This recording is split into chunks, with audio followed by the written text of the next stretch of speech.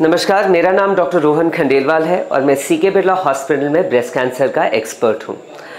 आज मैं बात करूँगा निपल डिस्चार्ज की।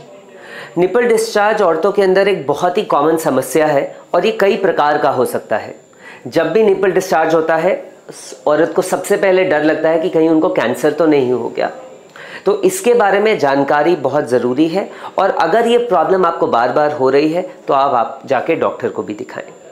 देखिए, सबसे ज़रूरी चीज़ हमारे लिए है कि अगर निपल डिस्चार्ज खुद से हो रहा है, मतलब आप सुबह उठे और आपके कपड़े पे निशान है, या आप शाम को कपड़े बदल रहे हैं और कपड़े पे निशान है, तो वो हमारे लिए ज़रूरी है, सिग्निफिकेंट है।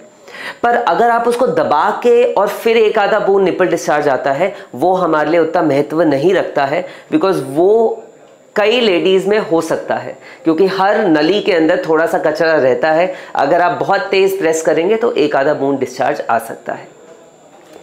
देखिए, सबसे पहले मैं बात करता हूँ मिल्किश डिस्चार्ज की, मतलब दूध आना निपल से।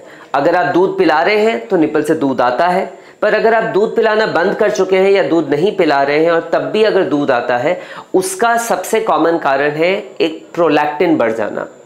ये एक हार्मोन है जो बढ़ जाता है, जिसके कारण दूध आता है निपल में से। तो आपको डॉक्टर कहेंगे एक ब्लड टेस्ट से ये प्रोलैक्टिन की जांच करवाएं, और अगर ये बढ़ा हुआ आता है, दवाई के कारण इसको हम कम भी कर सकते हैं।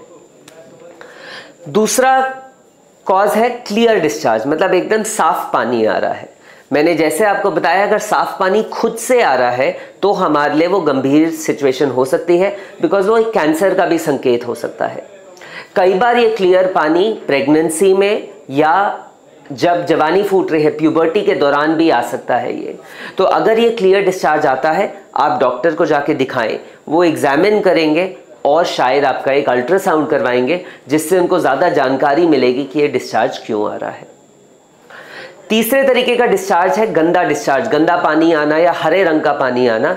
ये यूजुअली इन्फेक्शन का संकेत होता है, और अगर नलियां सूजी हुई होती हैं, जिसको हम डक्ट इक्टेजिया कहते हैं, जो टेक्निकल टर्म है, उस सिचुएशन में ऐसा डिस्चार्ज आ सकता है। अगेन, ये अमूमन अफेक्ट करेगा मरीजों को जो 35 साल के ऊपर हैं।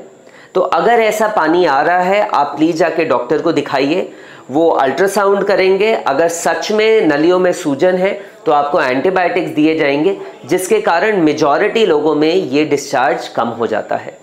कुछ ही लोगों में डक्ट इक्टेजिया में सर्जरी करने की आवश्यकता पड़ती है। ना सबसे खतरे वाली बात है अगर खून आ रहा है निपल से। तो खून आने का कारण, अगर वो एक नली से खून आ रहा है तो हम उसको कहते हैं कि वो कॉमनली पैपिलोमा के कारण आता है। मतलब एक ही नली के अंदर छोटी सी गांठ है। ये गांठ अमूमन नॉन कैंसरस होती है, पर 10% पेशेंट्स के अंदर ये आगे कैंसर में तब्दील कर सकती है। तो अगर आपको एक नली से एक बूंद खून का आ रहा है तो आप जाके डॉक्टर को दिखाइए। अल्ट्रासाउंड में या एमआरआई में ये पैपिलोमा अधिकतर पकड़ में आ जाता है, और एक सिंपल सर्जरी के माध्यम से इसको ठीक किया जा सकता है। अगर ज़्यादा नलियों से खून आ रहा है तो वो कैंसर का संकेत भी हो सकता है, और अधिकतर ये मरीजों में एक गांठ भी महसूस होगी छाती के अंदर। फिर से आप डॉक्टर को दिखाएं, अपना पूरी जांच करवाएं, और बायोप्सी के माध्यम से आप कंफर्म कर सकते हैं कि ये कैंसर है या नहीं।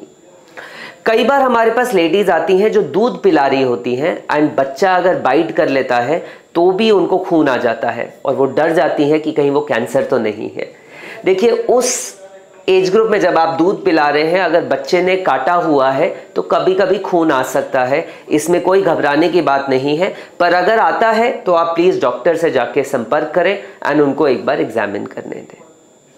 तो ये सारे कॉजेस थे निपल डिस्चार्ज के।